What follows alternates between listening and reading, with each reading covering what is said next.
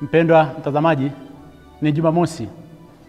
Karibu katika tafakari ya neno la Mwenyezi Mungu ambalo tunalipata katika Injili ya Marko, sura ya 2, aya ya 13 hadi ya 17. Ni habari za Yesu Kristo ambaye ameenda baharini akiwa kwenye mafundisho, na baada ya hapo anakutana na mtu mmoja ambaye anaitwa Lawi wa Alfayo. Alikuwa amekaa akikusanya kodi, na kodi hizi alizokuwa anazikusanya zilikuwa kwa ajili ya serikali ya Kirumi. Anamwambia maneno machache sana yenye nguvu, nifuate. Akaondoka akamfuata. Huyu Lawi wa Alfayo alikuwa ni nani? Injili nyingine zinamtamka wazi kwamba huyu Lawi wa Alfayo alikuwa anaitwa Matayo. Jina jingine ni Lawi. Katika kabila la wana wa Israeli, watoto wa Yakobo walikuwa 12. Katika familia ya Yakobo, kwa mke wake alikuwa anaitwa Lea, mtoto wa tatu aliyekuwa amezaliwa alikuwa anaitwa Lawi. Kabila hili la Walawi Mwenyezi Mungu alilitenga kwa ajili ya huduma ya patakatifu, yaani hekaluni. Walawi walipoingia katika ile nchi ya ahadi baada ya kuweza kutoka Misri, hawakupewa ardhi. Mwenyezi Mungu ndio alikuwa urithi wao. Kazi yao ilikuwa ni kuhudumu hekaluni, kupokea sadaka na kuchinjia na kumchinjia Mwenyezi Mungu sadaka mbalimbali ambazo watu walikuwa wanazileta. Huyu Lawi wa Alfayo, kwa lugha nyingine, hakupaswa kuwa katika maeneo ya Galilaya ambako wavuvi walikuwa wanavua samaki, yeye akaanza kusanya kodi. Alienda kinyume kabisa na taratibu za kabila lake, ambalo hawa walipaswa kuweza kuwa Yerusalemu, hekaluni, katika huduma za hekalu, wakimwabudu Bwana na kutolea ibada. Alikimbia wito wa Mwenyezi Mungu. Akadhani kwamba atakuwa na furaha katika kuweza kukusanya pesa. Furaha yake itapatikana katika kuweza kukusanya kodi. Kwa Tanzania hapa tunasema kwamba alikuwa ni mfanyakazi wa TRA. Kumbe Yesu anapokwenda hadi pale baharini, alienda moja kwa moja kumkuta huyu aliyekimbia kazi yake, aliyekimbia wito wake, aliyeacha nafasi yake ya pale Yerusalemu, hekaluni pale, akaenda kutafuta pesa. Anafika pale, anamwambia maneno mafupi, nifuate. Maanake hukupaswa kuwa hapa, ondoka, nifuate. Aliondoka kimya kimya, akamfuata Kristo. Na katika habari za kuweza kumfuata Kristo, alimwalika nyumbani kwake. Akasema, nilikuwa na marafiki zangu ambao tulikuwa tunafanya kazi pamoja katika serikali ya Kirumi, naomba niweze kuaga.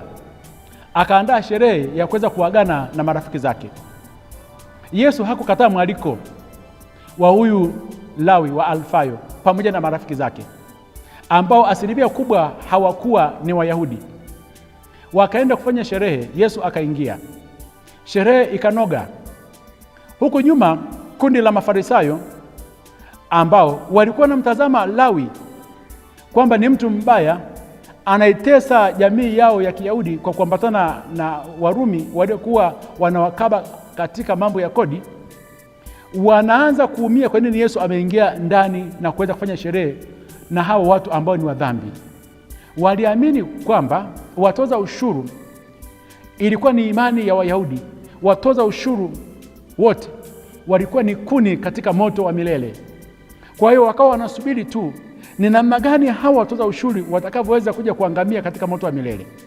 Yamkini hata wewe mwenyewe pia katika safari yako ya maisha, kuna watu kila siku unawahesabia kwamba hawa watakuja kuwa maangamizi katika moto wa milele, lakini ukasahau huyo mtu wewe unayemwazia mabaya katika kazi ambayo ako nayo, asili yake, nafsi yake imebeba huduma gani ya Mwenyezi Mungu.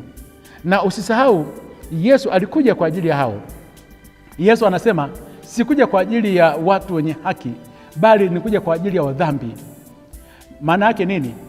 Daktari bingwa huwezi ukamkuta katika hospitali ya kata au hospitali ya wilaya. Daktari bingwa utamkuta katika hospitali kubwa za kitaifa, anashughulika na magonjwa makubwa ambayo yameshindikanika kwa watu wengine. Yesu anadhihirisha wazi kwamba yeye ni daktari bingwa, anakuja kukutana na wale watu wote ambao wenye changamoto kubwa. Na mara nyingi katika maisha yako ukiona unaletewa watu wote ambao wenye dhambi, watu ambao ni wabaya, ukianza kuwakimbia hawa watu ambao jamii imewatenga kwa sababu ya kazi zao, kwa sababu ndani mwao walikuwa wanaitwa Mwenyezi Mungu, ukianza kuwakimbia hawa watu, utambue Kristo hayuko ndani mwako na huna Ukristo kabisa. Kuna kundi la watu ambao tunawatenga kwa sababu ya mtindo wa maisha yao. Wale ambao wanaonekana kwamba wanajiuza, tumewatenga, tunawanenea mabaya kwamba watakuwa ni kuni katika moto wa milele. Ukasahau wazi kwamba ameingia katika maisha hayo si kwa sababu anapenda, ingawa huyu mtu alipaswa kuweza kuwa hekaluni aweze kuwa anaabudu. Muombe na muende kwa upole.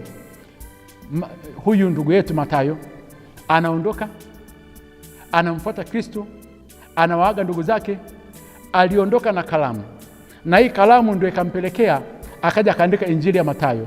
Aliyekuwa amedharauliwa ameweza kuweka kumbukumbu kubwa zaidi, na wale watu wote ambao walijiona kwamba wao ni Mafarisayo, wao wana haki mbele za Mwenyezi Mungu, hawajaacha kumbukumbu yote ile, bali ni mabalaa na mikosi.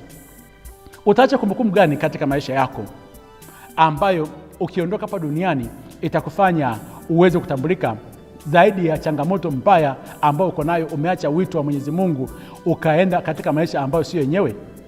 Na je, uko tayari kuweza kuacha hivyo ambavyo uko navyo ukafuata wito wa Kristo? Kwa sababu hata kama utakuwa una pesa kiasi cha namna gani, amani ndani ya nafsi yako ambayo huipati kwa sababu uliacha kazi ya Mwenyezi Mungu itakutesa. Rudi katika kusudi la Mwenyezi Mungu uweze kuwa na amani kama Mathayo alivyorudi akamfuata Kristo. Akubariki na kulinda Mungu Mwenyezi, Baba na Mwana na Roho Mtakatifu. Amina.